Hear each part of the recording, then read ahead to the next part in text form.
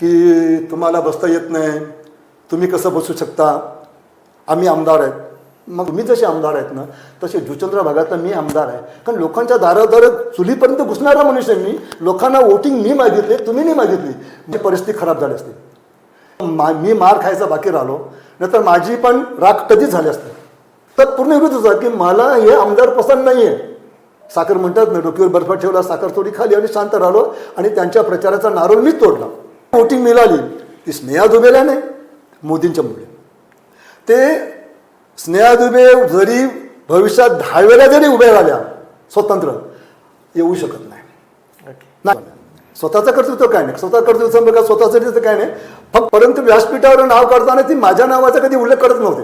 100% सावत्र आमदार आहे. कारण ती आमदार पुढच्या, मी आजही सांगतो तुमच्या चॅनल माध्यमातून, 2029 मध्ये ती येऊ शकत नाही. हे लिहून ठेवा, माझं भाग्य बसतं.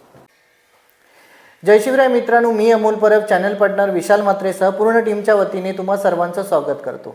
महत्त्वपूर्ण बाब म्हणजे महाराष्ट्र राज्य उपमुख्यमंत्री अजितदादा पवार यांचे 28 तारखेला विमान दुर्घटनेमध्ये झालेले निधन, त्यांना श्रद्धांजली अर्पण करून आपण या पॉडकास्टची सुरुवात करणार आहोत. आज आपल्यासोबत आहे जुचंद्र गावातील एक वरिष्ठ व्यक्ती. ते भारतीय जनता पार्टी पक्षामध्ये गेले 35 वर्ष कार्यरत आहेत. एक पदाधिकारी म्हणून आणि एक कार्यकर्ते म्हणून ते आपला वेळ किंवा आपले मौल्यवान वेळ म्हणू शकतो आपण, तो या पार्टीसाठी 35 वर्ष त्यांनी दिले आहेत.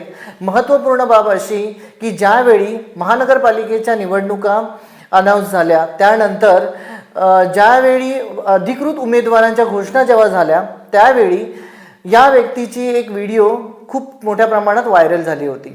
त्यांचा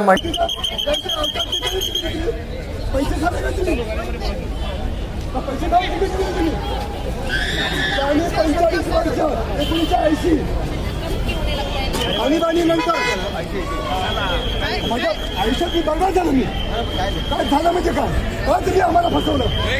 45 वर्ष आम्ही 80 सालापासून काम करतो. राज्य माफिया आली, त्याने तिकीट दिली, तुम्ही कशावर दिली. आम्ही जुचंद्रच्या आम्ही राहणारी झेंडा घेण्याची हिंमत नव्हती कोणाची. झेंडा कोणी घेत नव्हता खांद्यावर. त्यावेळी निशिकांत म्हात्रे, अरुण पाटील, केदारनाथ म्हात्रे, कैलास म्हात्रे या लोकांनी झेंडा घेतले. आज आमची ही परिस्थिती. 75 वर्षांना आज 80. ज्यावेळी पहिले रामभाऊ इथे उभे राहिले, रामभाऊच्या काळापासून आज कार्यकर्ता, आज माझं वय 70 झालं. वयाच्या 25 वर्षापासून भारतीय जनता पार्टी नाचवतोय. आणि हे तुकडे खाऊन आणि आम्हाला जो आमदार मिळाला, हा सावत्र आमदार मिळाला. आमदार आमचा जर कशाचा आता सावत्र आमदार मिळाला म्हणून आमची परिस्थिती झाली. काय आमदार नाव काय. तर स्वागत करूया निशिकांत म्हात्रे यांचं. नमस्कार. जय महाराष्ट्र. जय श्री जय महाराष्ट्र. सर, महत्त्वाचा पार्ट आणि जसं तुम्हाला मला सांगावं लागेल किंवा ज्यावेळी तुमची जी व्हिडिओ महत्त्वाचा म्हणजे व्हिडिओज जी आहे, ज्यावेळी महानगरपालिकेच्या निवडणुका लागल्या, त्यानंतर जेव्हा उमेदवारी डिक्लेअर झाली, त्यानंतर एक तुमचा व्हिडिओ व्हायरल झाला आणि खूप मोठ्या प्रमाणात तो व्हायरल झालेला आहे आणि त्याबद्दल आपण डिस्कशन तर करणारच आहोत. आणि तुम्ही त्या व्हिडिओमध्ये असं म्हटलं की तुम्ही गेली 45 वर्ष भारतीय जनता पार्टीमध्ये कार्यरत आहात आणि हा जो तुमचा प्रवास आहे तो तुम्ही काय म्हणाल की त्या कसा प्रवास होता आणि कसा भारतीय जनता पार्टी जुचंद्र गावापासून सुरुवात झाली त्याची. रामकृष्ण हरी. माझं नाव निशिकांत द्वारकानाथ म्हात्रे. आपण जो प्रश्न विचारला त्याला मी उत्तर देतो की भारतीय जनता पार्टी ह्याच्या अगोदर प्रजा सोशलिस्ट पार्टी, म्हणजे मुळात मी समाजवादी पक्षाचा कार्यकर्ता, म्हणजे माझे वडील समाजवादी पक्षाचे कार्यकर्ते, आम्ही मुळातच समाजवादी. 75चा आणीबाणी आणि 77ची निवडणूक. 77ला निवडणूक झाली तेव्हा जनता पार्टी स्थापन झाली. भारतीय जनता पार्टी स्थापन झाली. मग नाही, भारतीय जनता पार्टी नाही, जनता पार्टी. ओके, जनता पार्टीचे जेव्हा निमंत्रक होते जयप्रकाश नारायण वगैरे होते, SM जोशी होते, मधु दंड होते, आमचे आपले वसईचे प्राध्यापक वटी सर होते, पडनाथ चौधरी होते, द्वारकानाथ सामंत होते. म्हणजे त्या काळातले आपल्या वसई तालुक्यातले बरेच म्हणजे मोठे कार्यकर्ते होते आणि आम्ही मुळातच समाजवादी. 77ची निवडणूक झाली तेव्हा 97च्या निवडणुकीला योगायोगाने माझं वय पूर्ण झालं होतं 18 वर्ष म्हणजे 19 वर्ष पूर्ण झालं होतं आणि मला योगायोग त्या काळामध्ये मला एक तिकीट भेटलं ते ग्रामपंचायतचं. 1977ला मी जुचंद्रामधून विमानाची निशाणी घेऊन मी ग्रामपंचायतीला उभा राहिलो. तो उभा राहिलो तर मी माझ्या विरोधक असणारे आमच्याच गावचे सुपुत्र पुरुषोत्तम पाटील हे काँग्रेसमधून उभे राहिले आणि सर्वात छोटा वयामध्ये असणारा मनुष्य मी. वार्ड नंबर 3 हा काँग्रेसचा बालेकिल्ला त्या एका काळामध्ये. आणि मला मग कोणी तिकीट दिलं 3 नंबरमध्ये आणि 3 नंबरने निवडून दिला. तिकीट दिल्यानंतर मला माझ्या प्रचारचे माझे कार्यकर्ते माझे मित्र लोकांनी परिश्रम खूप घेतले आणि योगायोगाने नशीब म्हणावा की आपल्याला बॅड लक म्हणावा की मी 6 ते 7 मतांनी पडलो. 6 ते 7 मतांनी पडलो आणि माझ्या समोरचा तगडा होता म्हणजे ते मोठा कार्यकर्ता त्या काळात म्हणजे पुरुषोत्तम पाटील म्हणजे नावाजलेले मनुष्य आणि कार्यक्षम मनुष्य असतात सर्वात मोठे. आज त्यांची छत्रपती समाज मंडळाचे ते मेन बॉस आहेत म्हणजे सर्वस्वी आहेत संचालक वगैरे आहेत ते. आणि त्यांच्या त्या काळामध्ये 77ला त्यांच्याबरोबर उभं राहायचं बोला हा माझा सर्वात मोठा भाग्याचा क्षण. आणि पुरुषोत्तम पाटील हे माझे भाऊ म्हणजे आमचं कुटुंब एकच. पण पक्षामध्ये असल्या कारणाने कुटुंब बाजूला ठेवून आम्ही एकमेकाच्या विरोधात लढलो आणि जनतेने मला चांगला भरपत म्हणजे त्यावेळी भाजपचं म्हणजे समाजवादी पक्षाचं तिकडे वोटिंग कमी होतं तरी पण मला माझ्या कार्यक्षमतेप्रमाणे किंवा मी प्रचार केला त्या प्रचारे लोकांनी मला प्रतिसाद चांगला दिला आणि मी 3 ते 7 मतांनी पडलो. पण ऑलरेडी माझे 3 मतं बाद पण झाली होती. शिक्के उलटे पडले कारण त्यावेळी बॅलेट पेपर होते त्याच्यामुळे ते घडी करताना ते वेगळे मग एकाला एक लगाले त्याच्याने तो गडबड झाली. म्हणजे ते त्यामुळे तो प्रॉब्लेम झाला. हा प्रॉब्लेम झाला मग ती बाद झाली म्हणजे आणि ते मग 6 ते 7 मतांनी ते निवडून आले. ओके. इतकी मोठी दानगी असली. आणि नंतर मग कालांतर काय झालं की जनता पार्टी ही दुभंगली. ओके. त्याचे त्याचे 2 तुकडे झाले. 2 तुकडे झाल्यानंतर तिथून जन्माला आली ती भारतीय जनता पार्टी. मग भारतीय जनता पार्टी आल्यानंतर भाईंदरमध्ये स्मॉल इंडिटीज म्हणजे रोहिदास काका पाटील यांनी तिथे मोठा कार्यक्रम ठेवला होता आणि त्या काळचे आत्ताचे म्हणजे जे पहिला रामभाऊ नाईक हे आपल्या या भागामध्ये पहिल्यांदा आले होते भाईंदरमध्ये. हा तेव्हा ते दैसर ते मालाडचे आमदार होते आणि योगायोगाने काकाने त्यांना भाईंदरमध्ये आणलं. भाईंदरमध्ये आणल्यानंतर काकानी रामभाऊंचं त्यांचं काहीतरी बातचीत झालं असेल बैठक झाली असेल की तुम्ही भाजपमध्ये या. त्यावेळी काका काँग्रेसमध्ये होते. रोहिदास पाटील देखील काँग्रेसमध्ये होते. हां ते नंतर मग मला वाटतं की रामभाऊंच्या सानिध्यात आल्यानंतर ते भाजपमध्ये आले. भाजपमध्ये आल्यानंतर मग त्यांनी जुचंद्रामध्ये पहिल्या शाखा खोलली ते जुचंद्रामध्ये म्हणजे शाखा खोलणारे मेन म्हणजे भारतीय जनता पार्टीची शाखा ही शाखा रोहिदास पाटलांनी केली आणि त्याची उजवा हात हा अरुण पाटील म्हणजे आजची घडी त्या अरुण पाटील आता विकलाय नाहीत ते फिरत नाही आहे पण आपल्याला माहिती असेल फोटोग्राफर आहेत. अरुण मोर्शे पाटील हे जुचंद्राचे पहिले मोठे फोटोग्राफर होते. त्यांचा स्टुडिओ वगैरे होता. आता ते थोडं तब्येतीच्या गाडीमध्ये त्यांना थोडं हे झालं एक वीक झालेले आहेत त्याच्यामुळे ते फिरत नाही. आमचे गुरुपुरी ते आमचे गुरु ते त्या काळामध्ये भारतीय जनता पार्टीमध्ये आल्यानंतर पुरुषोत्तम पाटलाची जी छत्रपती समाज मंडळ होतं हे देखील भाजपचं काम करायचं. आणि एक वेळा म्हणजे 1982च्या काळामध्ये त्यांचंही देखील 6 ते 7 उमेदवार भारतीय जनता पार्टीमधून उभे केले होते. हा तो एक काळ होता. पण काळानंतर ते असते पुन्हा दुसऱ्याकडे गेले. पण ते काही जी जे कार्यकर्ते राहिले काम करणारे ते आत्तापर्यंत साबूत होते. पण लोकल लाईनला किंवा ज्या स्टेट फॉरला यायला पाहिजे ते कोणाची हिंमत होत नव्हती. आणि मग जुचंद्रामध्ये मी अरुण पाटील आणि कामनमध्ये केदारनाथ म्हात्रे मग तो काळ म्हणजे तो भयानक काळ होता. आणि तो संघर्ष म्हणजे कसा आहे की आम्ही त्या टायमाला प्रचार करायचा ना तर आमच्या जोडीला माणसं कोणी येत नव्हती. झेंडा घ्यायचा बोलला म्हणजे भीती पण होती लोकांच्या. हा म्हणजे झेंडा कोणी घेत नव्हते ना. पण त्यावेळी आम्ही झेंडे घेऊन तिवरी राजवडी मालजीपाडा ससू नवघर ससूपाडा कामन पोमण नागळा देवदळ चिंचोटी हे सगळे भाग आम्ही पिंजून काढत होतो. पण ते आम्हाला कार्यकर्ते कमी असले तरीही तुमचा तो एक जोश होता की सगळ्यांना घेऊन जायचं समोर. हा सर्व प्रवास होता आमचा. ह्या प्रवासात मध्ये हा इकडे बाजूला एक माचीपाड आहे, आपल्या समुद्राच्या पलीकडे रेल्वेच्या बाजूला माचीपाड आहे, माची लोक राहतात. त्यांचं एक काम आणलं होतं, ते काम मी करून घेतलं होतं. म्हणजे मी कुठे मागे हटलो नाही. आणि दुसरी गोष्ट म्हणजे काय की त्या काळामध्ये अखंड भाग हा तेव्हा काँग्रेसचाच होता, जास्त काँग्रेस होते. त्याच्यानंतर आप्पांनी स्वतंत्र काढला, आप्पा स्वतंत्र आले. आप्पा जेव्हा स्वतंत्र आला त्यांचा धबधबा होता, भाईंचं नाव मोठं होतं, बरोबर, भाईंचं नाव मोठं आणि आप्पांचं नाव मोठं होतं. त्याच्यामुळे भाजपमध्ये यायला कोणी हिंमत नव्हती होत. म्हणजे भाजपचं अस्तित्व हे खूप कमी म्हणावं लागेल या साईडला, जसं पालघर जिल्ह्यामध्ये तर खूपच कमी असं अस्तित्व होतं. नाही, एका अर्थाने भाजपचं इथं काहीच नव्हतं. ओके, काहीच नव्हतं असं. काहीच नव्हतं म्हणजे सांगतात ना की आपण एखादी रोपटं लावलं का बीज लावलं का त्याला येतंय की नाही बाबा, रोप आलंय की नाही, रोप आलंय की नाही, मग त्याला पाणी टाकायचं आहे की नाही, ह्या प्रकारचा भारतीय जनता पार्टी आम्ही स्थापन केली. ओके. आणि करताना मग आम्ही 1-2 कार्यकर्ते 4 कार्यकर्ते झाले. नंतर मग उत्तर भारतीय आले 2014 उत्तर भारतीय आमच्याकडे 10-15 कार्यकर्ते आणि ते सक्षमता आम्हाला एक थोडा बॅकिंग भेटली. उत्तर भारतीय मेन पॉवर वाढली. हा, मेन पॉवर म्हणजे वाढली. त्यावेळेला थोडा मला आनंद वाटला की आपले जोडला आले.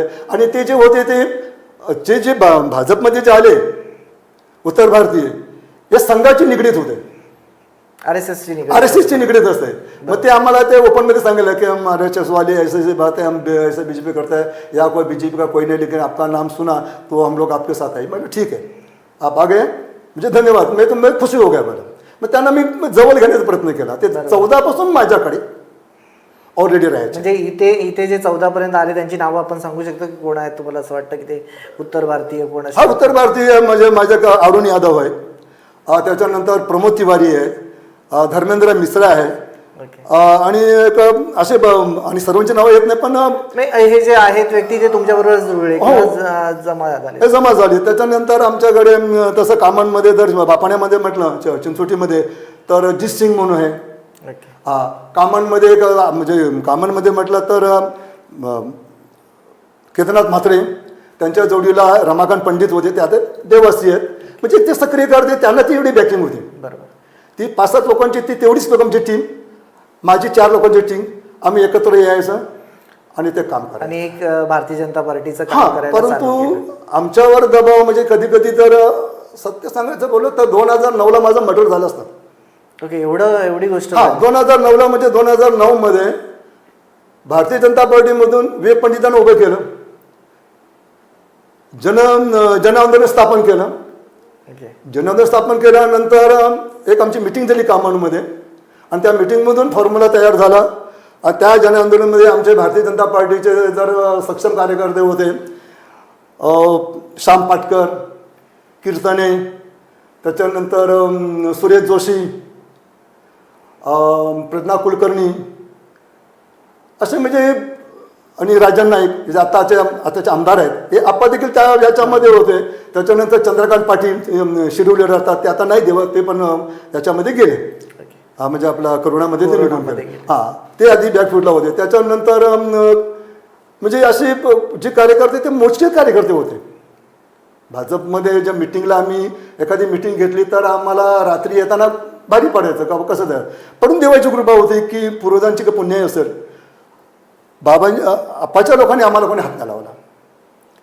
हे तुम्ही सांगून मध्ये का कधी हात लावला नाही, कधी आम्हाला फोन केला नाही. तेव्हा फोनची सिस्टम नव्हती, पण दादागिरी. त्यावेळी अशी परिस्थिती अशी होती की भारतीय जनता पार्टीचं एवढं अस्तित्वही नव्हतं. म्हणजे समोरील जी व्यक्ती, समजा बहुजन विकास आघाडी एक मोठा पक्ष होता त्यावेळी, एक ताकदवर पक्ष आहे, आणि भारतीय जनता पार्टीची त्यांना भीतीही नव्हती, कारण का तो एवढा पक्षच मोठा नव्हता. परंतु जे कार्यकर्ते तुम्ही म्हणताय की एवढे उत्तर भारतीय कार्यकर्ते, काही तुम्ही कार्यकर्ते एक जिद्दीने भारतीय जनता पार्टीमध्ये राहिलात, हे महत्वाचा पार्ट आहे की तुम्ही भारतीय जनता पार्टी बरोबरच राहिलात आणि या रोपट्याला, या छोट्याशा रोपट्याला तुम्ही आता एक मोठं झाड बनवलंय असं पण म्हणू शकतो आपण. मग आता ज्यावेळी आताच्या निवडणुका ज्या झाल्या, म्हणजे आमदारकीच्या ज्या निवडणुका झाल्या, एक मिनिट, त्याच्यामध्ये दुसरी आमच्या जोडल्यामध्ये लेडीज होती, ती पण 2014ला आमचे तिने प्रवेश केला होता, स्नेहा जावळे म्हणून. ओके, स्नेहा जावळे ही आम्ही त्यावेळी आमचे मंत्री सावरासाहेब होते,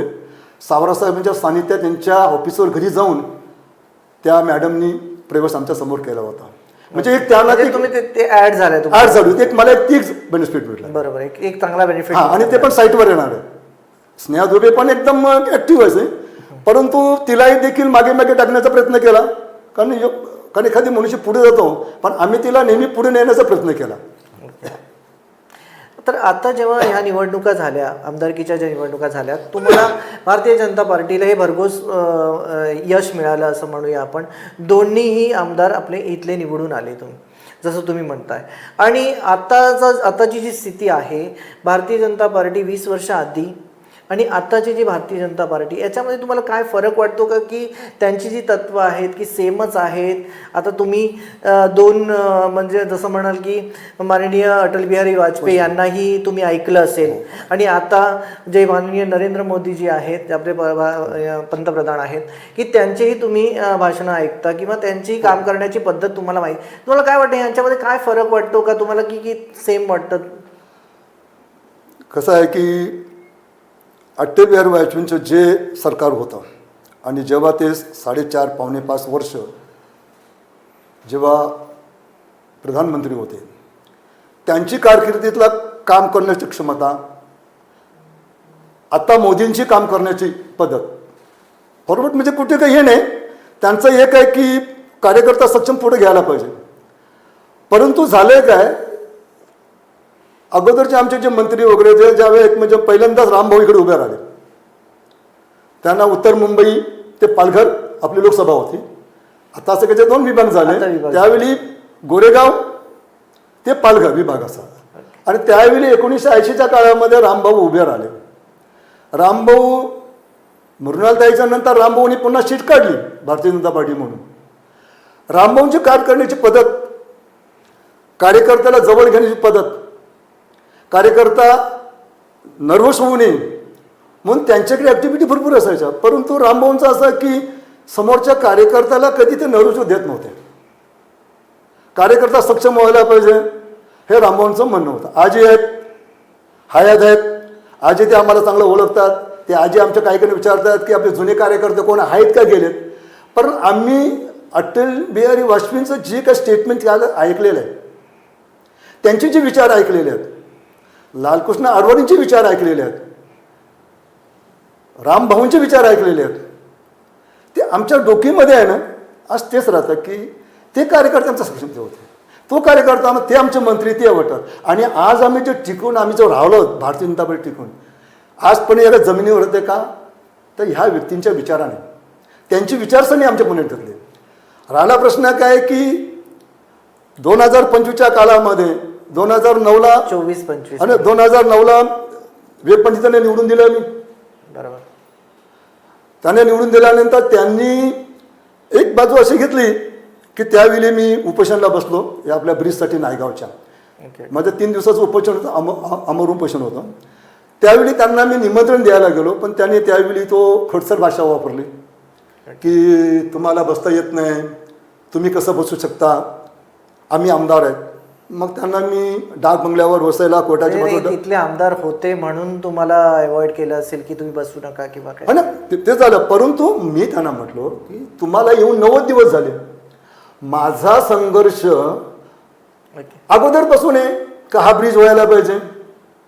तुम्ही 90 दिवसामध्ये काय करू शकत नाही, पण माझा शिडको अधिकारी आहे, शिडकोची माझे संघर्ष चाललाय.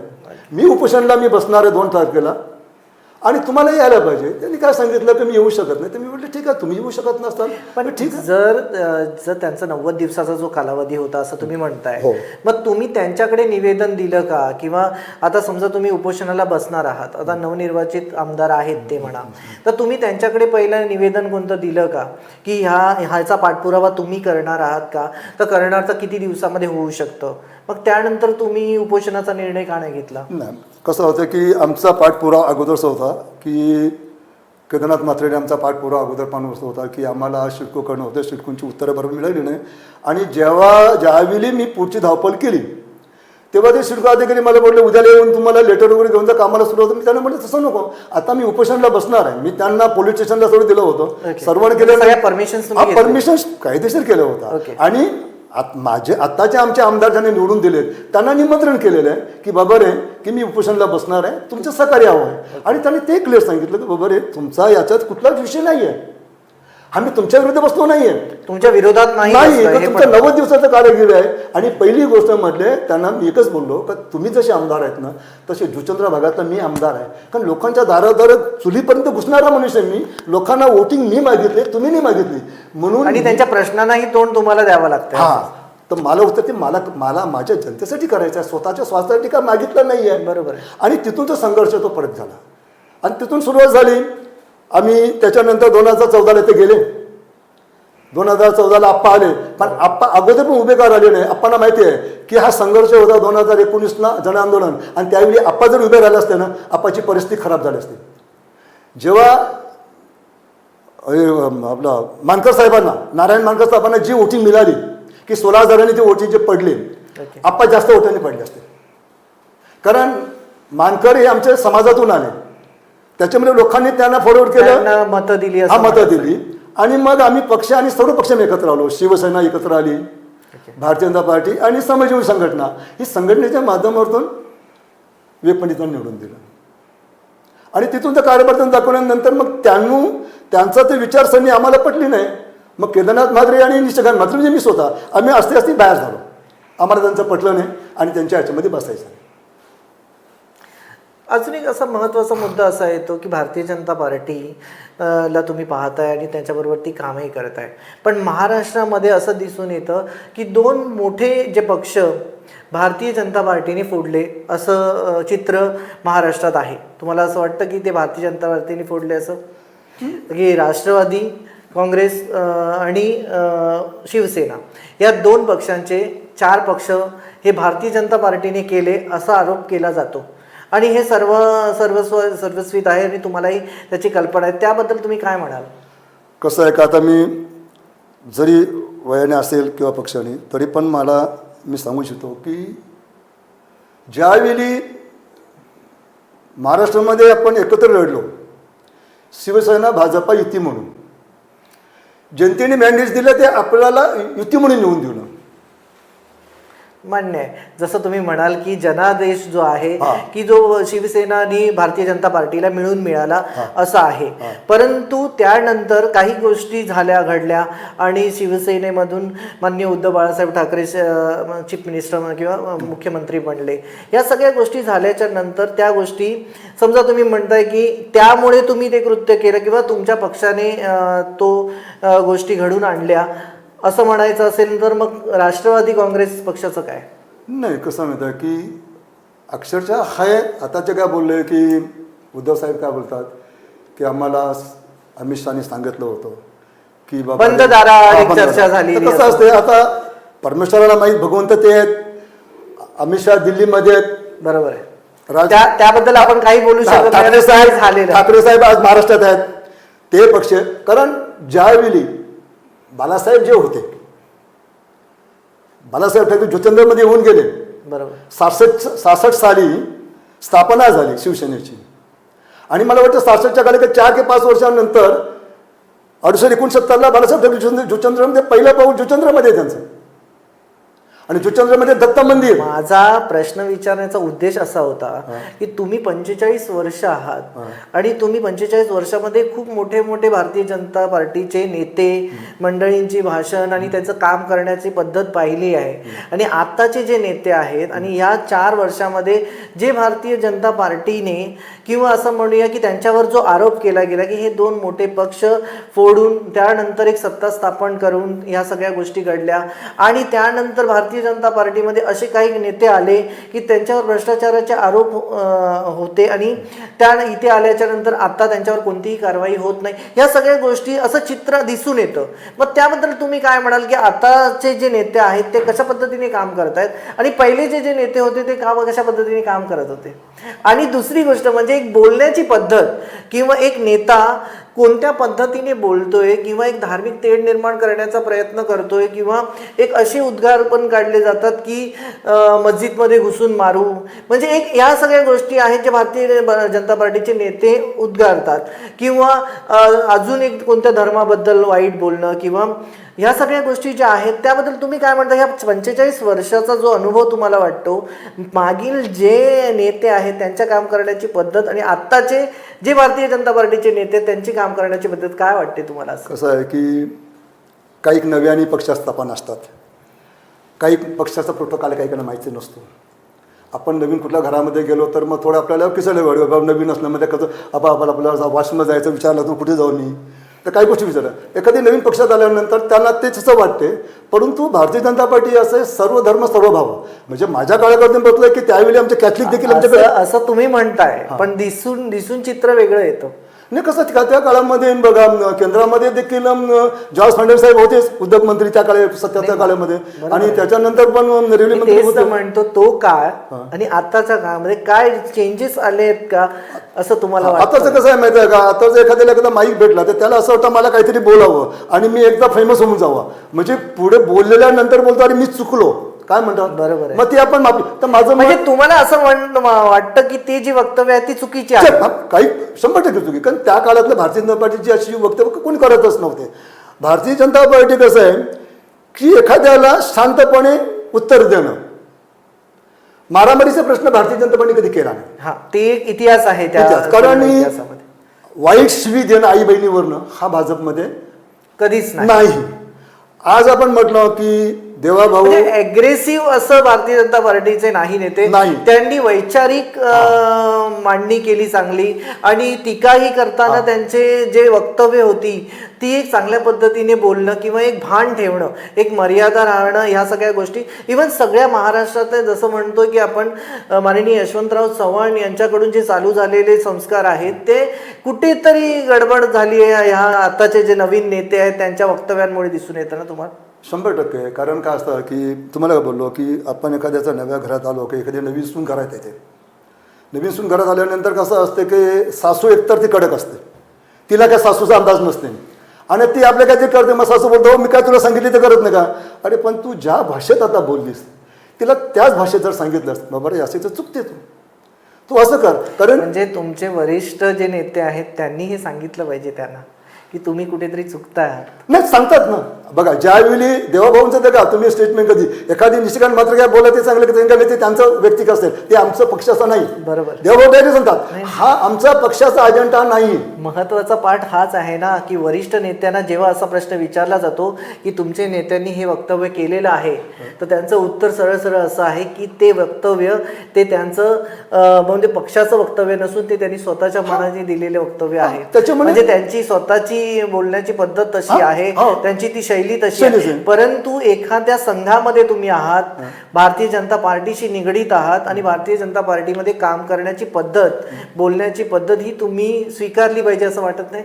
100%. कसं आहे माहिती आहे का, मुळात तर असं आमची भारतीय जनता पार्टी अशी काही प्रोटोकॉल आहे की अगोदर आमची एक्झाम होते, कार्यकर्त्यांची एक्झाम, इंटरव्ह्यूज सिंगल एक्झाम होते, आणि ती रामभाऊ मालिंगी आपल्या उतरला कार्यकर्ता तिथून घडतो. कार्यकर्त्याला क्षमता, कार्यकर्त्याला काय बोलायचं त्याने पुढे थांबवायचं. मुलात आम्हाला हे शिकवलंय की समोरचा मनुष्य काय बोलतो त्याच्यावर तुमच्या डोक्यावर बर्फ ठेवा, महत्वाचं आहे. तुमच्या डोक्यावर बर्फ ठेवा, तोंडात साखर ठेवा. तो विष ओकते पण तुम्ही विष ओकू नका ना.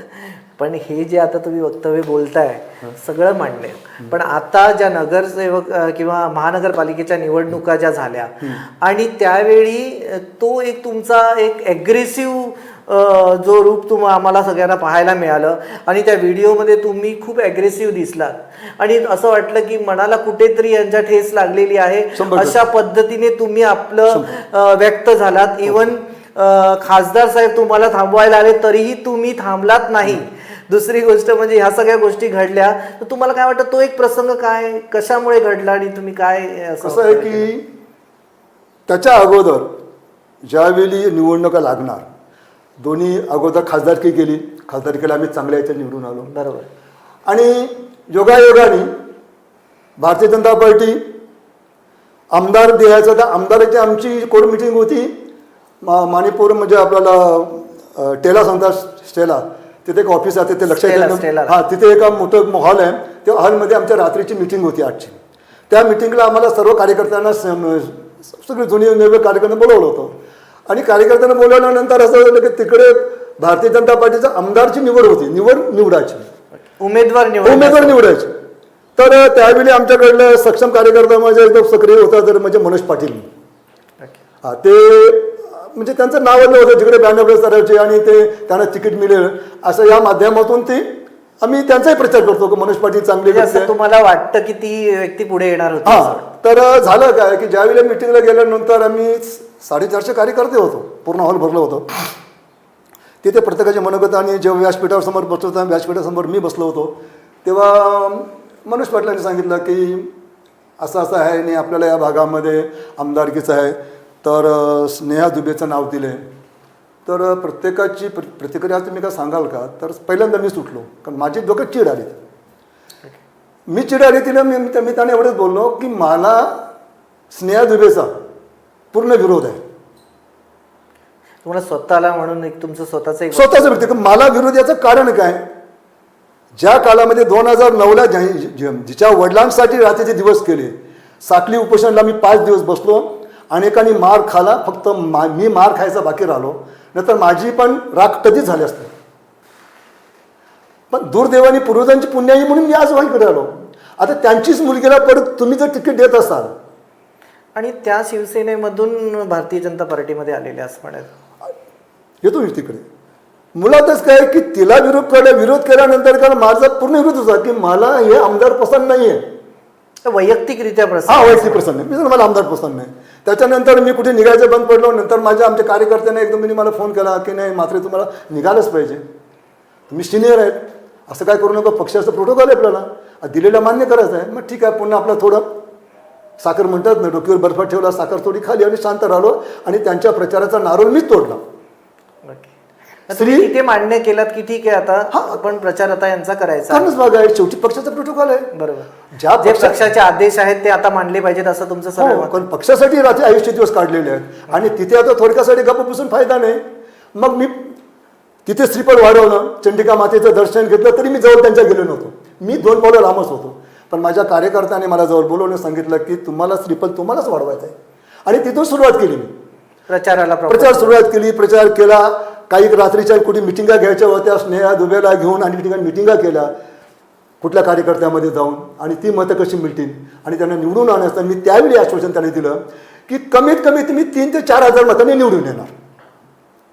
तुम्ही आश्वासन एवढ्या मतांनी आणायचा प्रयत्न करतो. तर त्यांचं म्हणणं होतं की आपला कमीत कमी 10,000 पण यायला पाहिजे.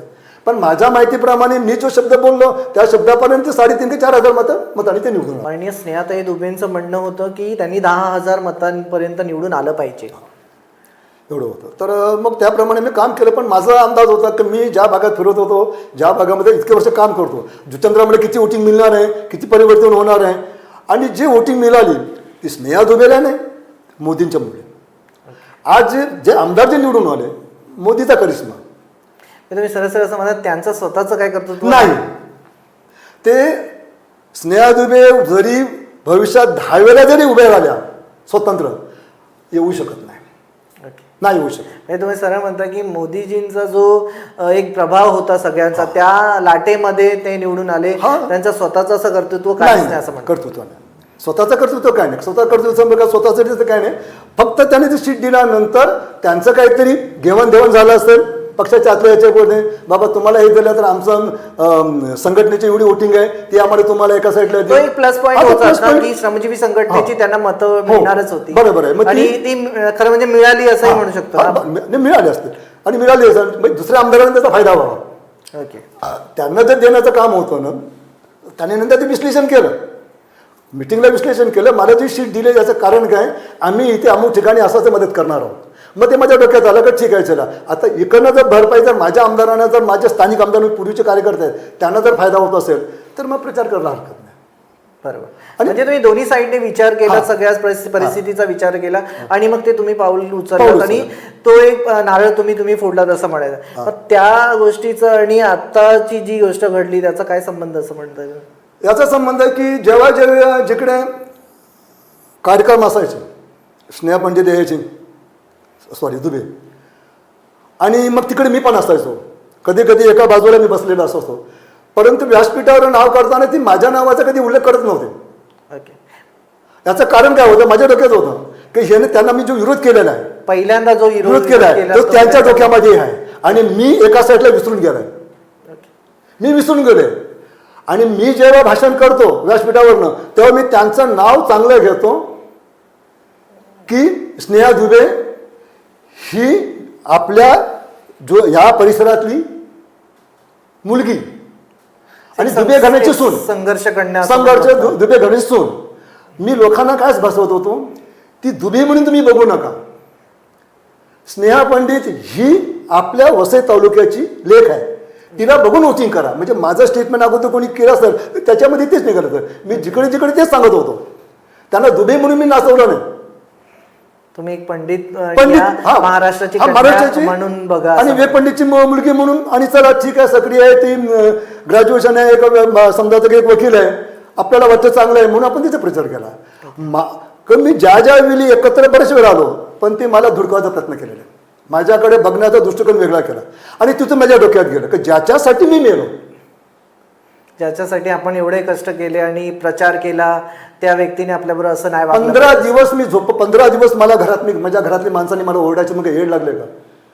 रात्री 12-1 वाजता कुठे मिटिंग करायची तिकडे जायचं आणि सकाळी ज्या दिवशी वोटिंग त्याच्या आदल्या दिवशी सकाळी 4ला उठून बूथवर माझा मुलगा, कैलास मात्रेंचा मुलगा रोहन म्हणून एक प्रकाश भोईर, हे 1993 सालापासून माझ्याबरोबर जोडलेले आहेत. प्रकाश नामदेव भोईर हे पोलिंग एजंट म्हणून सक्रिय ते माझ्याबरोबर कंटिन्यू आहेत. म्हणजे आता त्यावेळी आमच्याकडे सांगाल ना, पोलिंग एजंटला उभा राहायची कोणची हिंमत होत नव्हती. म्हणजे मेन पॉवरच नाही, बूथवर कोणी उभाची हिंमत, आमचं बूथच नसायचं ना. ओके, बूथच नव्हतं, आमचं बूथच नसायचं ना, कारण बूथ ठेवणार कोण, बसणार कोण.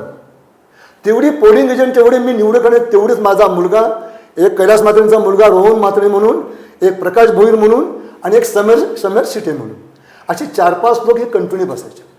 एक प्रवीण पाटील म्हणून, प्रवीण नारायण पाटील, ही अशी मुलं ही निवडक आमची शाळेमध्ये बसायची, बाकी कोणची हिंमत नव्हती.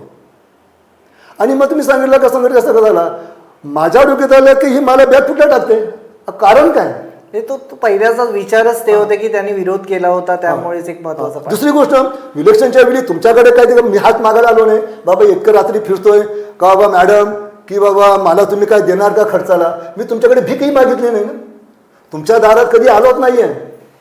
तुमचं घर कुठे त्यांना पाहिलं नव्हतं, पण मी फक्त स्नेहा दुबे पंडित या नावाने तुमचा प्रचार करत होतो मी. पण तुम्ही त्यांचा जो मला जर बघण्याचा दृष्टिकोन केला ना, खूपच दृष्टिकोन वेगळा केला. म्हणजे मला माझ्या म्हणूनच ते वक्तव्य असं सावत्र, मला ते 100% आजी म्हणतो सावत्र आमदार आहे. आजी म्हणतो त्या वक्तव्याला अजूनही 100% सावत्र आमदार आहे. कारण ती आमदार पुढच्या, मी आजही सांगतो तुमच्या चॅनल माध्यमातून, 2029 मध्ये ती येऊ शकत नाही. हे लिहून ठेवा, माझं भाग्य बस. आणि त्यानंतर जसं तुम्ही म्हणता की ह्या ज्या निवडणुकीचा जो प्रचार किंवा निवडणुकीचे जे उमेदवार झाले, त्यावेळी तुम्हाला विश्वासात घेतलंच गेलं नाही असं सरळ सरळ म्हणणं आहे. प्लस म्हणजे उमेदवार कोणाला दिले तेच आम्हाला माहिती नाही. पण तुमचा असा आग्रह होता की कोणाला एका व्यक्तीला दिलं पाहिजे असं तुमचा आग्रह होता का? 100% आग्रह असा होता की ज्या व्यक्तीला आप्पाच्या तोंडातून घास काढून आम्ही ज्यावेळी जुचंद्रामध्ये चंद्रकांत पाटलांना घेऊन आलो. ओके, म्हणजे चंद्रकांत पाटील यांची जेव्हा तुमच्या पक्षामध्ये प्रवेश झाला असं म्हणताय तुम्ही, तो प्रवेश इतका मोठा झाला की खासदार आमदार सर्व तालुक्यातले कार्यकर्ते मोठा जंगी झाला. म्हणजे त्यावेळी त्याच्याबरोबर कमसे कम 400-500 कार्यकर्ते, त्याचं कुटुंब, सर्व परिवार आला होता आणि त्यांनी त्यावेळी झुकून घेतलं. आणि त्यावेळी त्यांना व्यासपीठावर सांगितलेलं होतं का तात्या तुम्ही घाबरू नका, तुमचा योग्य ते विचार केला जाईल. तुम्हाला ज्यावेळी माननीय चंद्रकांत पाटील तुमच्या पक्षामध्ये प्रवेश करतात त्यावेळी त्यांना एक शब्द दिला गेला होता की तुमचा एक मान सन्मान म्हणजे तुम्हाला एक सीट दिली जाईल असं सरळ होतं. 100% मान सन्मान केला, 100% तुम्हाला सीट देणार असतात. आता ती व्यक्ती मला घेऊन काम करते, म्हणजे इलेक्शनच्या 15 दिवस अगोदर आम्ही घरोघरी फिरतोय, त्याची टीमवर फिरते. ओके, आणि शेवटच्या क्षणामध्ये परवाला फॉर्म भरायचा आहे तरी आम्हाला कळवत नाही की कोणाचा फॉर्म भरणार आहे. आणि अचानक नाव असं टिकलं का धरेन कुलकर्णी. धरेन कुलकर्णी का माझा तो धरेन कुलकर्णी हा बहुजनचाच पैदा. पण शेवटी आता तुम्ही असं म्हणाल की माननीय चंद्रकांत पाटील असेल किंवा माननीय धरेन कुलकर्णी असतील, हे दोन्हीही एकाच पक्षामधून तुमच्या पक्षामध्ये आलेले आहेत. बरोबर. आणि जशा पद्धतीने मोठा पक्षप्रवेश जसा माननीय चंद्रकांत पाटील यांचा झाला, तसाच हजारो कार्यकर्ते घेऊन धरेन कुलकर्णी सुद्धा प्रवेश त्यांनी केला. मग ह्या सगळ्या गोष्टीचा तुम्हाला भारतीय जनता पार्टीला फायदाच झाला असेल ना? कसं आहे, झाला फायद्याचा प्रश्न मध्ये काय की ज्यावेळी जर आपण जर एखादी वैयक्तिक बैठक घेतो की या भागातला आमदार कोण, आपल्या नगरसेवक कोण, तर नगरसेवकाचा पहिला हक्क आमचा आहे. म्हणजे तुमचं म्हणणं विचारात घेतलं हा, कारण आमचा हक्क अरुण पाटलाचा हक्क आहे. कारण अरुण पाटलाची सून आहे, अरुण पाटलाची मुलगी आहे, अरुण पाटलाचा मुलगा आहे. ज्यांनी 45 वर्ष त्यांनी जो पक्ष काढला तो आमचा गुरु आहे. आज त्यानं तुम्ही विश्वासात घेतला नाहीये, निष्कांत मात्र विश्वासात अजिबात घेतला नाही. तुमच्या मनाने तुम्ही आमदार झाल्या खोटी, तुम्हाला असलेला आमदार झाल्या खोटी, आमचं हे सर्व आम्हीच झालो. म्हणजे आम्ही ठरवू ती पूर्व दिशा, आम्ही देऊ तो नगरसेवक. पण त्या नगरसेवकाची पण असं माझं पण असं विचार होते किंवा माझी जी इन्फॉर्मेशन आहे, जे नगरसेवकांना सीट जेव्हा द्यायच्या होत्या किंवा अधिकृत घोषणा करायची होती, हे जो कारभार किंवा जे प्रभारी जे होते ते माननीय नाईक राजन नाईक आणि आपले खासदार डॉक्टर माननीय सावरा सर, हे दोन व्यक्तींवरती जास्त भर होता की या दोघांवरती जास्त हे टाकलं गेलं होतं की त्यांनी उमेदवारी द्यायच्या आहेत म्हणून. मग तुम्ही स्नेहाताई दुबे मध्ये नाही बरोबर आहे, तुम्ही म्हटलं बरोबर आहे. त्यांच्यावर होता, त्यांच्याकडे पण आम्ही गेलो होतो. रात्री 9ला आमची मिटिंग झाली होती चंद्रकांत पाटलांनी घेऊन. खासदार साहेब होते, राजन नाईक अप्पा होते, आपण मला आपण त्याच्या अगोदर पण माझे सर्वांची ओळख करून दिली. त्यांनी स्पष्ट सांगितलं निशिकांत म्हात्रे आमचे सिनियर कार्यकर्ते. त्यांच्या ऑफिसमध्ये गेल्यानंतर मान सन्मान फोटो देऊन दोघांचे न्यूजमध्ये तशाच गोष्टी आलेल्या की ह्या दोन व्यक्ती जे होते राजन नाईक आणि डॉक्टर सावरा सर, हे दोन प्रभारी आहेत की त्यांच्यावरती रिस्पॉन्सिबिलिटी आहे की कोणाला तिकीट द्यायचे आहेत किंवा नाही म्हणून. मग ज्यावेळी आता तुम्ही म्हणालात की स्नेहाताई दुबे यांच्यामुळे तिकीट त्यांना दिलं गेलं असं म्हणताय? 100% मी समजतो. कारण काय माहिती आहे का, ज्यावेळी एबी फॉर्म येतात ना, त्या काळामध्ये कसं की अगोदर जिल्ह्याचा आमचा अध्यक्ष असायचा, जिल्हा अध्यक्षाकडे यायचे, मग ते अध्यक्ष वितरण करायचे. पण आता काय झालं की वसईला 2 आमदार झाले. कारण जे काय फॉर्म येणार आहे, जरी त्यांचं सांगितलं, त्यांचं अगोदर काय बसवलं की फॉर्म आपण वरिष्ठांना पोहोचवलेले आहे. आणि ज्यावेळी चंद्रकांत पाटलांची जेव्हा त्यांना चर्चेसाठी बोलवलं, त्यावेळी चंद्रकांत पाटलांना आश्वासन दिलं होतं का तुम्ही इंटरव्ह्यू झाला का तुम्ही कामाला लागा. आणि त्यांनाही प्रश्नचिन्ह विचारलं तेव्हा त्यांनी प्रश्नचिन्ह उत्तर सरतोड दिली होती. कारण त्यांचाही 45 वर्षाचा काँग्रेसपासून तर बहुजन पासून त्यांचा कार्यकर्ता आहे आणि सर्वात जुने कार्यकर्ता आहे.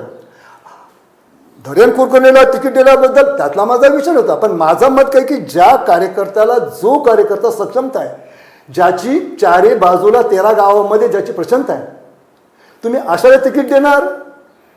त्याला 7 महिने झाले, ह्याला 8 महिने झाले होते. प्रश्न तोच होता. त्यांना मला वाटतं 10 महिने जास्त झाले आणि यांना 1 महिन्याचा 1-2 महिन्याचा फरक आहे. परत चंद्रकांत पाटलांचा जो झाला तो आमच्या पूर्ण शिवाजी चौक म्हटल्यानंतर शिवाजी चौकातला कार्यक्रम हा सर्व मंत्र्यांमधील सगळ्यात मोठा भाग असा वेगळा झाला असं म्हणायला मोठा. मग तुम्ही असं म्हणताय की समजा धरेन कुलकर्णी यांच्या जागेवरती माननीय चंद्रकांत पाटील यांना जर सीट मिळाली असती तर चंद्रकांत पाटील हे निवडून आले असते असं म्हणायचं आहे? या 40 सीट निघाले असतात. कारण त्याच्या वेळी कन्हैयाच्या बेटाबद्दल लोकांचं दुमत होतं. 60% लोकांचं त्याला वोटिंग करायचीच नाही ठरलं होतं. अक्षरशः बेटाच्या पायाखालची वालू सरली होती. चंद्रकांत पाटील उभा राहिला असता तर कमीत कमी सरळ आहे की जुचंद्र गावातील ही भूमिपुत्रांची मतं डिवाइड झाली असं म्हणायचं. आणि जास्तीत जास्त चंद्रकांत पाटलाला वोटिंग झालं असते. सरासरीला वोटिंग त्यांनी 50 ते 60% वोटिंग त्यांनी खाली असते बहुजनची भीती. कारण बहुजनचे बहुतेक कार्यकर्ते असं चित्र असं दिसून येतं की माननीय धरेन कुलकर्णी जे आहे ते सिटीजन किंवा परेरा सिटीमध्ये जे बाहेरून आलेले जे माणसं आहेत किंवा हिंदी भाषिक जे आहेत त्यांच्यावर जास्त प्रभाव त्यांचा आहे असं वाटत नाही तुम्हाला? कसं असते बघा, माझ्याबरोबर 100 लोक आहेत पण त्याच्यात मतदान करणारे 20 लोक असतात. ते तर आहेच खरं का. म्हणजे 100% मतदान झालंच नाही, 60% मतदानच झालं, 60 किंवा 55% मतदान झालं. आता टोटल मतदान किती होतं? 37,700 बरोबर. बरोबर आहे. आता त्याच्यावरलं जरी झालं तर आता तिथे प्रभाव प्रत्येकच आहे. धरेन कुलकर्णी जरी असेल बरोबर. तिथे सैनिकचे पण आहेत, हो हो तिथे बहुजनचे पण आहेत. बरोबर. तर 50च्या 50 मत तर धरेनला मिळणार नाही. नाही ते तर पण आहे. 50च्या मधून 50 सगळे वोटर नाही आहेत, त्याच्यामध्ये 35च आहेत. आणि त्यामधले सगळेच करणार वोटिंग घेणं ते पण महत्वाचा पार्ट. आज इतिहास आहे तो. बरोबर. नाही आतापर्यंत तो इतिहास आहे. 75च्या वरती जास्त कोण गेलंच नाहीये जास्त पद्धती. आणि त्याच्यानंतर मी त्याला अगोदर 2-3 महिने धरेनला पण मी एक क्लू दिला होता की बाबा रे तू सावध राहा, तुझे जे वागणं चाललेलं आहे ते कुठे थांबव. मी त्याला बोललो होतो, फोनवर बोललो होतो. तो का माझा दुश्मन नव्हता, सर्व काही ठीक आहे. परंतु ज्यावेळेस त्याला ऍक्टिव्हिटी मी सांगितल्या त्यांनी लक्षात नाही, त्यांनी पण हलक्यात घेतलं. धरेंनी आम्हाला हलक्यात घेतलं. यांना काय विचारायचं आहे आम्हाला. भले आम्ही जरी त्यांच्या आत डीपमध्ये नव्हतो पण त्यांच्याचकडे आम्हाला व्हायरस व्हायचे, बाबा असे लोक तुमच्याबद्दल बोलतात धरेन कुलकर्णी वगैरे. पण समजा आता तुम्ही म्हणता धरेन कुलकर्णी एक पार्ट झाला, मग जी दुसरी जी उमेदवारी जी मिळाली मॅम ज्या हर्षला गावडे यांना जी उमेदवारी मिळालेली आहे त्या उमेदवारीमध्ये तुम्ही सॅटिस्फाय होता? नव्हतो. याचं कारण काय होतं माहिती आहे का, त्यांचं कार्यक्षम काय ते जरी तुम्ही म्हणता की या दोन्ही उमेदवारी तुम्हाला नकारच होता असं म्हणा. कारण काय माहिती आहे का की कार्यक्षम लागतं. जुचंद्रला काम करणारं कोण आहे अगोदर याच्या मॅडम आहेत हर्षला मॅडम आहेत. ह्या कधी सक्रिय झाल्या आमदार आल्या तेव्हा. बरोबर. आमदार निवडून आल्या तेव्हा त्याच्या आधी ते शिवसेनेमध्ये सक्रिय होते. ते मुलं ते शिवसेनेचे, ओके. मुलं ते शिवसेनेमध्ये, त्यांचे मिस्टर शिवसेनेमध्ये. त्यांचे मिस्टर भारतीय जनता पार्टीमध्ये जास्त वेळ 2018 त्यांचा प्रवेश केला.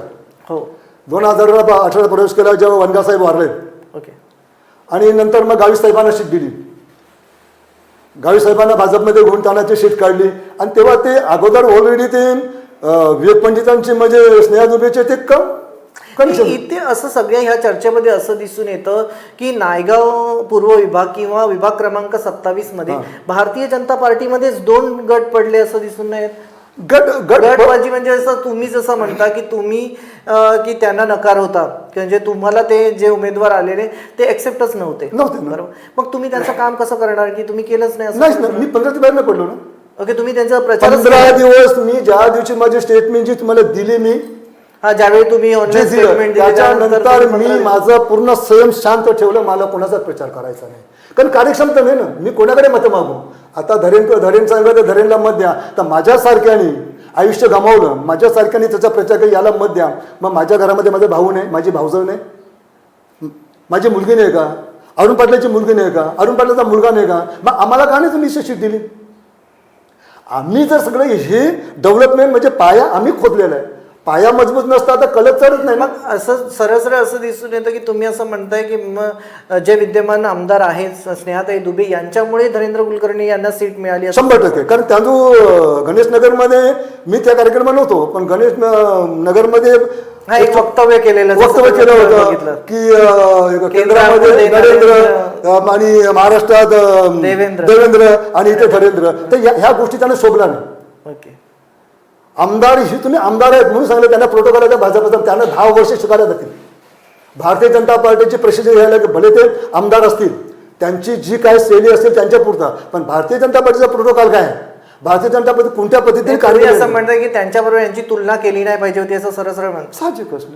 त्यांची तुलना करणं मग तुम्ही आमची किंमत शून्य केली ना.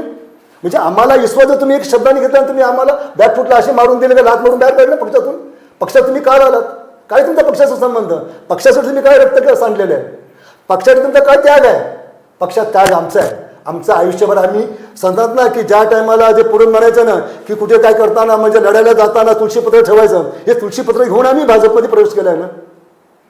आणि पहिली गोष्ट म्हणजे भाजपमध्ये येऊन बघा मला भारतीय जनता पार्टी काय दिलं असं मी सांगू शकत नाही.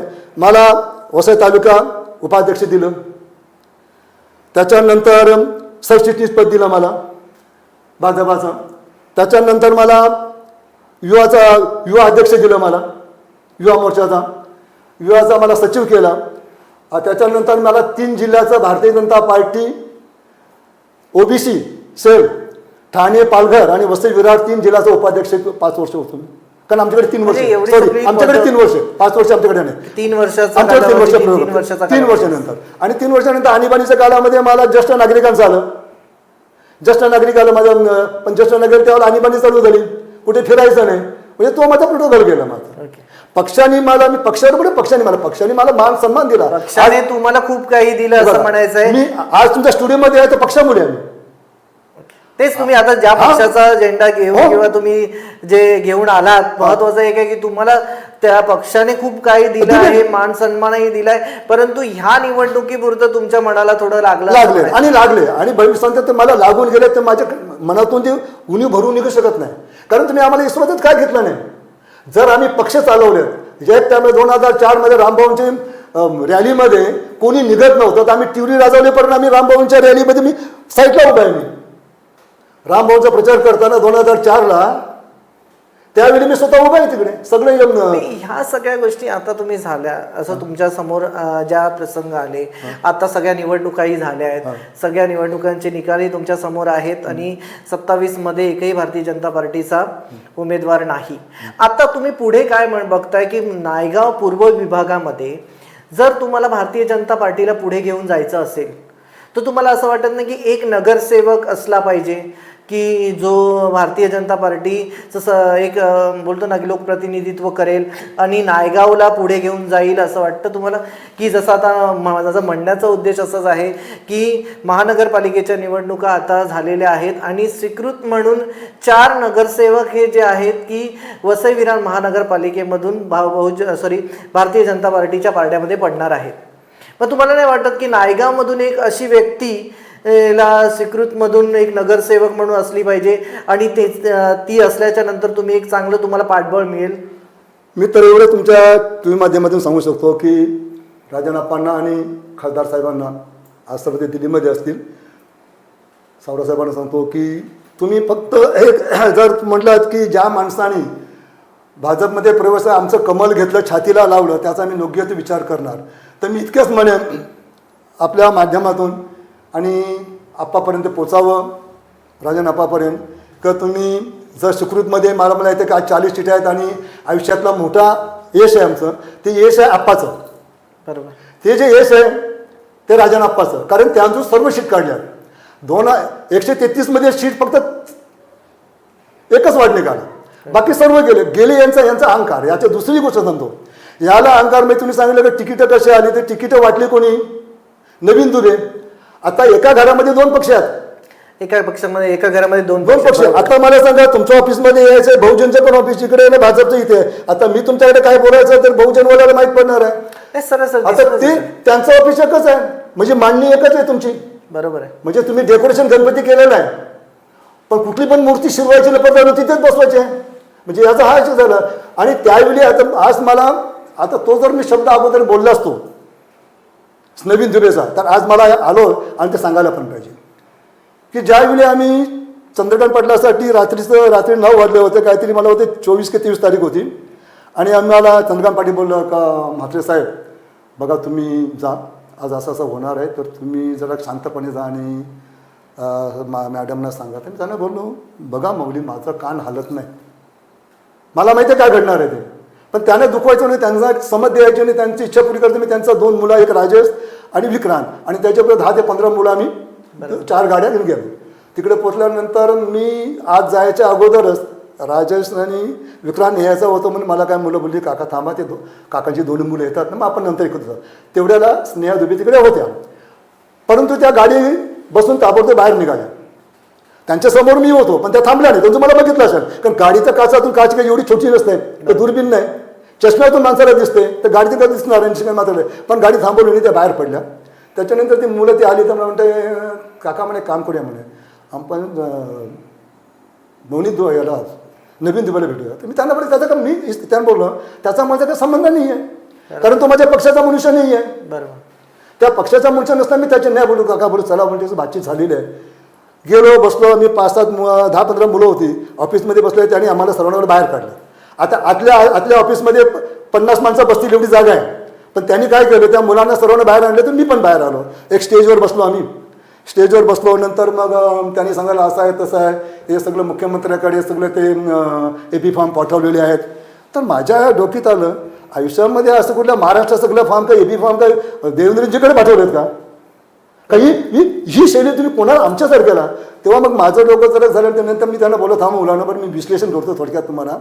पूर्वी म्हटलं भारतीय जनता पार्टीला अध्यक्ष व्हायला आम्हाला निवडायला मनुष्य निवडत करत मिळत नव्हते. पण आत्ता भारतीय जनता पार्टीमध्ये म्हटलं आता एवढे लोक म्हटलं तिकिटासाठी हपापलेत, 25-30 लोकांची म्हटलं वेटिंगला लावायची ते. म्हटलं थोडक्यात सांगा म्हटलं, आता म्हटलं आमचे म्हटलं हे शकरधुरी नबर माहिती आहे, आता ते बिचारे गेले. का गेले? त्यांचा पण 40 वर्षाचा प्रवास आहे. बरोबर. ज्या वसई नाक्याला 9 घराचं नाव पडलं ते त्या काळामध्ये त्यांचे वडील मधुधुरी हा ही कंपनी ही त्या काळामध्ये येऊन बसलेली. आज त्या माणसासारख्याला मांडवरनं बाहेर काढला, ज्याचा कार्यक्रम असताना पक्ष सोडावा लागला. पण काय हो, त्यांच्याकडे कर्तृत्व आहे, त्यांच्याकडे सर्वच काय, आमच्याकडे नाही. पण आम्हाला आता तो पक्ष सोडायचा नाही. आज हो तो उद्या पण मरपर्यंत, भले मी कुठे सक्रिय असो नसो, पण भारतीय जनता पार्टी ही माझ्या मनात मिळवलेलं आहे आणि ते माझ्या मनातून निघू शकत नाही.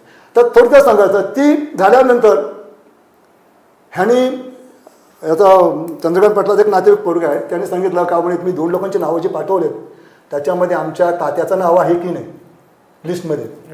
तर नवीन दुबेने काय सांगितलं माहिती आहे का? मी कोण आहे बोलतो माहिती आहे का? त्याने छातीवर ठेवलं, मी कोण आहे माहिती आहे का? मी नवीन दुबे आहे, मला दुबे म्हणतात. तर एक मुलगा आमचा शूटिंग करता, शूटिंग करून दिली ना त्याला, अरे शूटिंग करू नको, त्याला ओरडला. त्यांना बोललं जाऊ दे, शूटिंग करू नको, यांचा काय संबंध नाही, आपण बसलो. त्यांनी काय सांगितलं असेल त्या मुलांना की वयाच्या 17व्या वर्षी मी माझ्या केशीत घेतलेत. याचा अर्थ काय समजायचा? मी याचा अर्थ मी समजायचा काय, वयाच्या 17व्या वर्षी मी केशी घेतले. मी आज याला ह्या माध्यमातून सांगतो, तुम्ही वयाच्या 17व्या वर्षी केशी घेतलेत, पण मी जन्मताच माझ्या आईच्या बरोबर सत्याग्रहासाठी 14 दिवस जेल भोगलेला आहे. माझा जन्म 56चा आणि 57चा सत्याग्रह. माझी आई 1 वर्षाचा असताना मला जेलमध्ये घेऊन गेले. सत्याग्रह हा मिठाचा आग्रह, मिठाचा सत्याग्रह आणि सरकारी. माझे वडील 21 दिवस ठाण्याला राजकैदी, द्वारकानाथ सामंत, ओटी सर, पन्नास चौधरी, इनोस मचाडो, डॉमिनिक गोन्साल्विस हे त्या काळातले भारतीय. त्यांच्या वेळी माझी आई समाजवादी पक्ष म्हणून आम्ही, म्हणजे हा एवढा मोठा संघर्ष आहे. डॉक्टर पडवळकर म्हणजे डॉक्टर पडवळकर त्यावेळी नावाजली मोठी वसईमधले. डॉक्टर पै हे जनसंगी. त्यांचा बोलण्याचा उद्देश काय होता असं मला समजत. हा म्हणजे त्यांचे काय उद्देश दिला का तू आमच्याकडे मागू नको, मी कोण आहे याचा थोडक्यात समजायचं का मी कोण आहे. म्हणजे मी दुबे आहे, म्हणजे यांना इथे दुबे करायचं होतं का? यांना जुचंद्र या भागामध्ये दुबे करायचं होतं का? हे सिद्ध झालं. म्हणजे तुम्ही कुठली वरची बाटली गाठली? बरोबर. तुम्हाला तो मुलाचं वय बघायला त्या मुलाला सांगितलं, ते त्याने काय मागितलं तुमच्याकडे? तिकीट मागितलं. कोणाकडे? चंद्रकांत पाटील. माझ्या काकासाठी काय तिकीट आहे का? आणि ते तिकीट आहे बोलल्यानंतर त्याला ते उत्तर देणं योग्य आहे का? बरोबर. म्हणजे तुमचं उत्तर देणं चुकीचं उत्तर आहे. आणि तुम्ही शिवसेनेचे, तुम्ही डायरेक्ट सांगलं बाबा रे माझ्याची फोटो तुम्ही काहीच करू नका. त्यांनी सरळ असं म्हटलं पाहिजे होतं की तुमच्या पक्षाचा विषय तुम्ही तुमच्या पक्षाशी बोला, मी माझ्याशी बोलू नका, माझ्याशी काही तुम्ही संवाद करू नका, मी तुमच्याशी ऐकून घेऊ शकत नाही, तुम्ही जा लागले चहा पाणी घ्या ना बसा. पण त्यांनी संघर्ष केला, त्यांनी बातचीत केलीच ना. बातचीत केल्यानंतर आम्हाला बोलावंच लागलं आणि त्या टायमाला मी त्याला उत्तर दिलं असतं. पण त्यावेळी रात्रीची वेळ होती नावची आणि मुलं सांगती होती मुलं घाबरतील. आता नवीन दुबेला उत्तर ते दिलं असतं. याचा अर्थ तुम्हाला इथे दुबे करायचं आहे का वसईमध्ये? बरोबर. मग तुम्ही कुठला राग काढता? त्या मुलाला तुम्ही सांगितलं दुबे म्हणून आणि त्याचा आणि तुमचा 17 वर्षाचा प्रवासाचा काय संबंध? वयाच्या 17 तुम्ही किती काय केले ते तुमचा तो वैयक्तिक असेल, तुमच्या कर्माने तुम्ही काय केलं असेल ना. बरोबर. त्या कर्माचं तुमचं वय काय, त्या मुलाचं वय काय? ते प्रश्नाचं उत्तर ते नसलं पाहिजे, नाही पाहिजे. सरळ असं नाही. आधी ते जर उत्तर त्या दिवशी मी काढलं असतं, मीडिया समोर काढलं असतं, तर आज हालत खूप खराब झालं असते आणि ते चित्र वेगळं झालं असतं. चित्र वेगळं म्हणजे हिसाबाच्या बाद. आज ज्या समजा त्याच्या आयुष्यामध्ये आम्हाला पाय ठेवायला जागा नव्हती, पण आज आमचे 43 नगरसेवक आहेत. हा एक मोठा भाव आहे. आज आनंद वाटतो. जिथे एकच होता तिथे 40 आहेत, खूप मोठा प्रश्न. दुःख काय वाटतंय की शकरदुरीसारखा मनुष्य गेला 4 सीट काढली नाही त्यांनी. बरोबर. आज त्या 4 सीट कडे असताना जर आम्हाला जर तुम्ही सीट दिली असती, म्हणजे इथेही तुम्हाला या 4 वाटतं सीटाला की या सीटाला परिवर्तन घडलं असतं. परिवर्तन घडलं असताना. आणि आजही सांगतो की आप्पा देखील घाबरले होते. आज जर ह्या लोकांनी जर तसं आता आमचा किरण भुई हा पहिल्याचा एकच नगरसेवक, त्याला देखील मांडीवर उतरला, त्याला देखील तिकीट कट केलं. शिरसाटचे आमचे कार्यकर्ते त्यांनाही स्वतः त्यांनी घेतलं. म्हणजे भारतीय जनता पार्टीने ज्यांनी जगवलं त्यांच्या वडिलांनी जगवलं. तुमचा आरोप हा फक्त स्नेहताई डुबे पंडित यांच्याच घरावरती यांच्याच. आहे. हा, तर. बाकीचे जे पदाधिकारी आहेत ते त्यावरती तुमचा नाही. काहीच आरोप नाही. कारण पक्षाचे प्रोटोकॉल सगळं माहिती आहेत ना. आम्हाला पूर्वी एखादी मिटिंग जरी असली तरी बोलवायचं. ह्या आमदार आल्यानंतर यांची कधीच आम्हाला किंमत नाही दिली ना, कधीच किंमत नाही दिली. म्हणजे मान सन्मानही दिला नाही, सन्मान तर अजिबात दिला नाही. काय कारण का सन्मान म्हणजे? आता तुम्हाला काय वाटतं की नायगावसाठी तुम्ही काय प्रयत्न करणार आहात की नायगावसाठी मी आता एवढं म्हणेन की आप्पाला आपल्या माध्यमातून की जर तुम्हाला सुकृत नगरसेवक दिला आम्हाला आणि द्यायचं असता तर चंद्रकांत पाटलासारखी ती सीट द्यावी. म्हणजे तुम्ही सर म्हणता की चंद्रकांत पाटील यांना स्वीकृत नगरसेवक म्हणून तुम्ही घोषित करावं किंवा त्यांना ती सीट द्यावी असं तुमची इच्छा आहे. त्याने सुकृत करा तर माझ्या या भागातला काया पालट होईल. कारण ते कार्यक्षम व्यक्ती आहे. धैर्यन कुलकर्णी माझा दुश्मन नाही, पण तो कार्यक्षम नाही. तो तितका तेवढा पुरताच आहे. तो तेवढा पुरताच आहे. चंद्रकांत पाटील हा व्यापक आहे. हा 15-16 गावाचा त्याचा नातेवाईक आहे, त्याचे संबंध आहे, त्याचं कार्यक्षम आहे. बहुजन असताना सर्व मग चांगल्या लोकांची बसणं होत नाही त्याचं. आणि कार्यक्षम चांगलं कार्य करते, त्याचं धंदेवाईक आहे. स्वीकृतसाठी अजून कोणाचं नाव आलेलं नाही आहे आणि अजूनही चर्चा नाही आहे की चर्चा अशी आहे की ह्या येणाऱ्या कालावधीमध्ये या 3-4 महिन्यामध्ये स्वीकृत नगरसेवक म्हणून निवडले जातील किंवा त्याची उमेदवारीही दिली जातील. तसंच बहुजन विकास आघाडीला 6 आणि भारतीय जनता पार्टीकडे 4 नगरसेवक असे मिळतात. त्यांच्याकडे मला वाटतं मुद्दा असा आहे की महत्वाचा मुद्दा असा आहे की नायगाव परिसरामध्ये ईस्ट आणि वेस्टमध्ये की भारतीय जनता पार्टीचा एकही नगरसेवक निवडून आलेला नाही. मग त्यामुळे नायगावसाठी एक भारतीय जनता पार्टीचा नगरसेवक म्हणून अशी तुमची इच्छा आहे की चंद्रकांत पाटील यांना प्राधान्य द्यावं असं तुमची इच्छा आहे. समोर इच्छा त्याला द्यावं, कारण तो कार्यक्षम व्यक्ती आहे. त्यांनी सर्व भागात. आणि समजा दुसरा काय ऑप्शन असं वाटत असेल तर तुम्हाला काय वाटतं की कोण दुसरी एक व्यक्ती आहे असं वाटतं तुम्हाला? एकच व्यक्ती, समजा एकच व्यक्ती तुम्ही म्हणता की अजून कोण कार्यक्षम व्यक्ती आहे असं वाटतं तुम्हाला? कसं आहे की व्यक्ती समोर आहेत पण त्यांचं कार्यक्षम त्यांचं समाजामध्ये ठसा असायला पाहिजे. समाजामध्ये जर देवणघेवण नसेल तर त्याचा उपयोगच नाही. एखादे पैसेवाला असेल त्याला तुम्ही दिले त्याची किंमत नाही. त्याची पुढे काय की एखाद्या माणसाला रात्री काय घडलं ते धावून जाणारा व्यक्ती पाहिजे. पोलीस स्टेशनला काय घडलं तर धावून जाणारा मनुष्य पाहिजे. आता तुम्ही प्रयत्न करणार आहात का अजून जास्त की चंद्रकांत पाटील यांना स्वीकृत मधून नगरसेवक हे पद मिळावं असं तुम्ही तुमच्या साईडने काय प्रयत्न करणार आहात? कसं आहे की आता मी पूर्ण ॲबस्टर्ट झालेलं आहे. कारण की जिथे मला अगोदर मी आता तुम्ही म्हणलात की खासदार साहेबांना त्यांच्याकडेच तुम्हाला जावं लागेल असं म्हणताय का तुम्ही? नाही, आता त्याने जायचे. मी त्यांना आता त्यांचा विचार करायचा आहे. मी जाणार कोणाचकडे नाही. मी आता शांत थोडं बसणार आहे आणि जर वेळ आल्यानंतर मग देवभाऊन पण कसं भेटायचं नंतर माझी विश्लेषण जे काही माहीत सांगलं. कारण माझं दुःख फार मोठं झालेलं आहे. आता मला सण करण्याची क्षमता मी जर मी हलक्या मनाचा असतो कधी मला अटॅक पण आला असता त्या दिवशी. म्हणजे ती त्यावेळी स्थिती तुमची तशी आणि जे मी बोललो ना तेच बोलतो मी. तर तुम्ही वेळात वेळ काढून इथे आलात आणि आमच्याशी चर्चा केलात. धन्यवाद. Thank you so much. बस तुम्ही मला या माध्यमावरून तुम्ही तुमच्या टी व्हीवरून आणलं मला कॅमेऱ्यामध्ये. हा माझ्यासाठी आयुष्यातला मोठा विषय. Thanks lot. Thank you so much. आणि माझ्यासारखी तुम्ही कदर केली म्हणून तुम्हाला धन्यवाद. तुमच्या चॅनलला धन्यवाद. जय Shri Ram. Thank you so much.